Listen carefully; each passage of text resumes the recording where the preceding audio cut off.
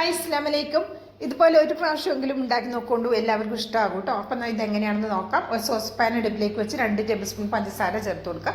എന്നിട്ട് ലോ ഫ്ലെയിമിൽ വെച്ചിട്ട് ഇതുപോലെ ജസ്റ്റ് ഒന്ന് കാരമലായി വരണം. കളറൊന്ന് ജസ്റ്റ് മാറിയാൽ മതി, പുകഞ്ഞു പോകാതെ പ്രത്യേകം ശ്രദ്ധിക്കണം. ഇതിലേക്ക് 1 ടേബിൾ സ്പൂൺ മിൽക്ക് മെയ്ഡാണ് ചേർത്ത് കൊടുക്കുന്നത്. ഇനി ഇതിലേക്ക് 1 ഗ്ലാസ് പാൽ കൂടി ചേർത്ത് കൊടുക്കുക. നിങ്ങൾക്ക് എത്രയാണോ വേണ്ടത് അതിനനുസരിച്ച് പാൽ ചേർത്ത് കൊടുക്കുക. പാൽ എടുക്കുന്നതിൻ്റെ 1/4 ഭാഗത്തോളം വെള്ളം കൂടി ചേർത്ത് കൊടുക്കണം കേട്ടോ. ഞാനൊരു അരക്കപ്പ് വെള്ളം ഇതിലേക്ക് ചേർത്ത് കൊടുക്കുന്നുണ്ട്. വെള്ളം ചേർത്ത് കൊടുക്കുമ്പോൾ നല്ല ചൂടുവെള്ളം, തിളച്ച വെള്ളം തന്നെ ചേർത്ത് കൊടുക്കണേ. ഇനി ഇതിലേക്ക് ഞാനിതാ 1/2 ടീസ്പൂൺ വരുന്ന ഏലക്കയുടെ പൊടി കൂടി ചേർത്ത് കൊടുത്തിട്ടുണ്ട്. ഏലക്കയുടെ പൊടി മസ്റ്റായിട്ട് ചേർത്ത് കൊടുക്കുക, നല്ല ടേസ്റ്റാണ്. ഇതിലേക്ക് നിങ്ങളുടെ കടുപ്പത്തിന് ആവശ്യമായ ചായപ്പൊടി കൂടി ചേർത്ത് കൊടുക്കുക.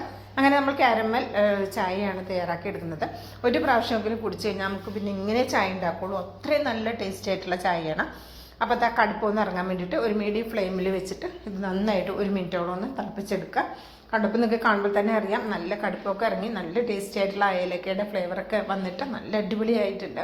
അപ്പോൾ ഇത്രയും മതി. ഇനി നമുക്ക് ഫ്ലെയിമൊക്കെ ഓഫാക്കിയിട്ട് ഒരു പാത്രത്തിലേക്ക് അരിച്ചൊഴിച്ച് കൊടുക്കാം. എങ്ങനെ നല്ല സൂപ്പർ ടേസ്റ്റിയായ ഈ ഒരു ചായ പ്രാവശ്യം റെഡിയാക്കി നോക്കി അഭിപ്രായം അറിയിക്കാൻ മറക്കരുത്. ലൈക്ക് ചെയ്യാനും മറക്കരുത് കേട്ടോ. അതുപോലെ തന്നെ വിസ്മയ കിച്ചൺ എന്ന യൂട്യൂബ് ചാനൽ സബ്സ്ക്രൈബ് ചെയ്ത് കാണുന്ന കൂട്ടുകാർ ഒന്ന് സബ്സ്ക്രൈബ് ചെയ്ത് ബെല്ലൈക്കൺ ഒന്ന് എനേബിൾ ചെയ്ത് വെച്ചാൽ നമ്മളിടുന്ന വീഡിയോസിൻ്റെ നോട്ടിഫിക്കേഷൻ നിങ്ങളിലേക്ക് കറക്റ്റായിട്ട് എത്തും. ഇൻഷാ അല്ലാഹ് അടുത്തൊരു വീഡിയോ ആയിട്ട് വരാം.